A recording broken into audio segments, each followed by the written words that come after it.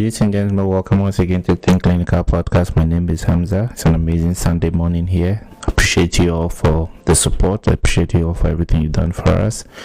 Thank you for continuously being there for us and helping us to navigate this beautiful space of healthcare entrepreneurship, healthcare technology, and whatever it stands to gain. Today we are going to be again talking about another very exciting episode, and we are going to talk about what I call the silver tech revolution. Now, how do you build aging in place empires with predictive healthcare tech? If you're a healthcare entrepreneur, if you're a healthcare technologist, how do you build or look at silver tech revolutions in this space? How do you even get into that space? Now, what does that even mean to aging in place? What does that mean? What does silver tech or silver economies mean? Now, silver economies are just the activities that are targeting the aging population. You are looking at healthcare, you're looking at housing, you're looking at technology that is designed for people to age in place. And as the word implies, they are able to age in their own environment. They're able to live in their own homes. They're able to live in their own communities safely. They're able to live in there independently, and they're able to be very comfortable regardless of the age or the ability level. So you are trying to build technology that supports the aged to be able to live in their community and live in their homes with all the limitations they may have that comes with age, but to be able to live there safely and to be able to live there independently.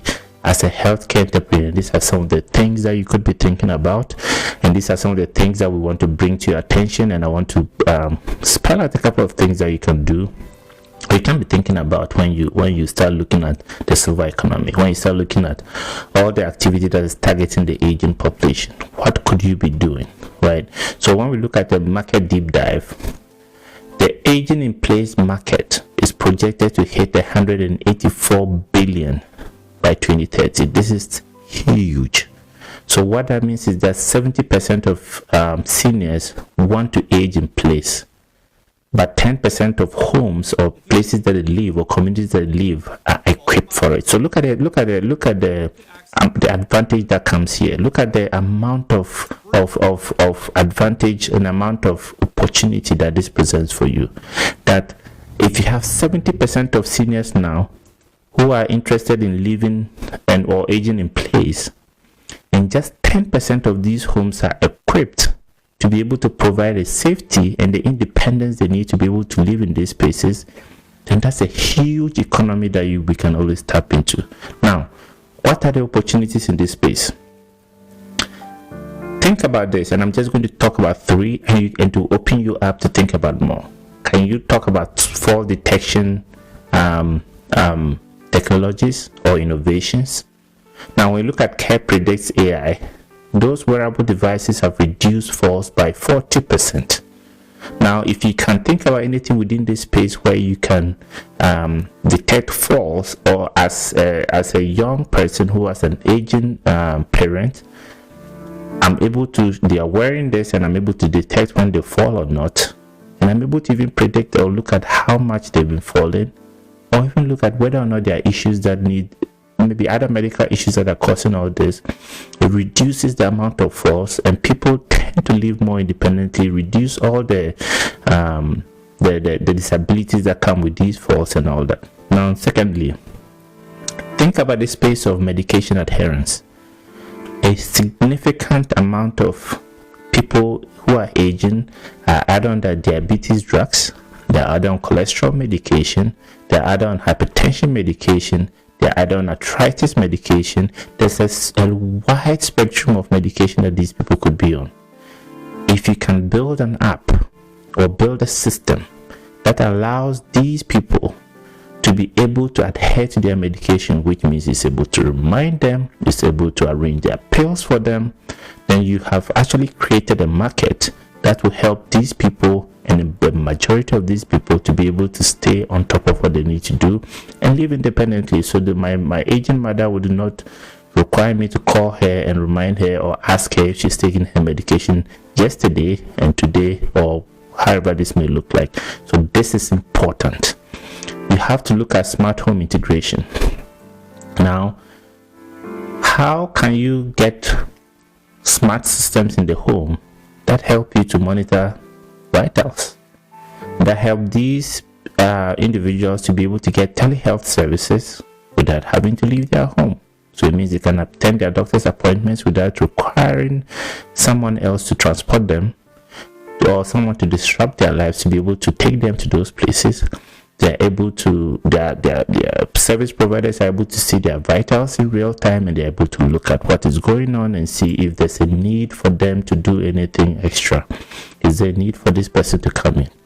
If you can look at opportunities in these three areas that I just mentioned, which is in the area of fall detection, which is in the area of medication adherence, or which is in the area of smart home integration, which helps you to be able to integrate vitals monitoring and telehealth services in their homes. Huge. As I said, 70% of aging people want to age in place, but only 10% of these people have the homes that are equipped enough to be able to support them to live independently and live through this section. Now, when you're designing tech seniors, like, what do they actually use? You have to be able to understand what they actually use to be able to design any frameworks for them. Anything you build for the aging population, there should be a voice first interface. What does that mean? Now, Alexa has played a very important role in monitoring increased engagement by 30%, which means that the voice first interface, because most aging people do not have, some of them may be losing their sight. In fact, most of them are losing their sight. Most of them don't have the energy to be able to engage whatever device you are listening physically. If there's an opportunity for a voice interface where they can sit where they are and instruct it to do specific things, switch off this light, switch on my television, switch on my microwave, stuff like that.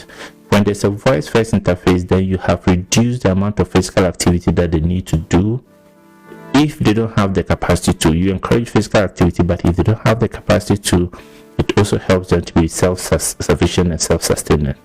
Secondly, accessibility. Anything you build up, make sure you use large fonts, you use contrast settings, and you use simplified menus. Do not complicate it. If you build a system that the aging population who are not very comfortable with tech-driven issues, if they're not comfortable with it, then they're not going to use it. If it's too complicated, they're not going to use it. If the fonts are too small and it's difficult for them to see, they're not going to use it.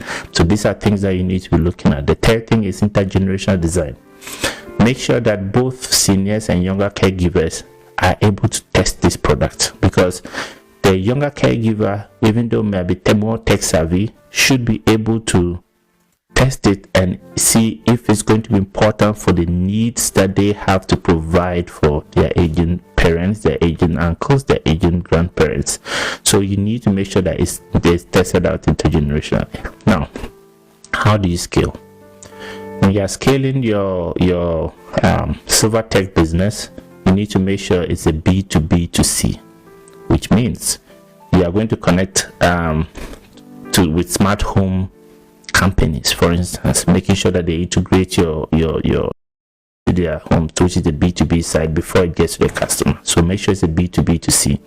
The second thing is that make sure it's a subscription care plan or a subscription model, because that's the only way you can guarantee recurring income. If you do not build a subscription-based model, first of all, there may be lapses in even signing up the next month or paying for the next month if it's month on month. So you need to make sure it's a subscription based model. These are the ways that you can scale. Make sure it's a B2B2C, which means you are building strategic partnerships with smart home companies. You are building strategic partnerships with other tech companies that can amplify the value of your product. And then secondly, make sure that they are subscription based plans. This has been another very insightful episode on the Think Clinical podcast on the silver tech businesses. Think through this, think through the options that we've presented to you, and be able to refine something. Again, if you have any ideas that you think we can help you out with, be sure to email or put a comment down below. We'll give you a reliable email you can send to us, and we're happy to work with you and look through it with you. Thank you so much. Remember to subscribe, like, and share, and we'll see you in our next episode.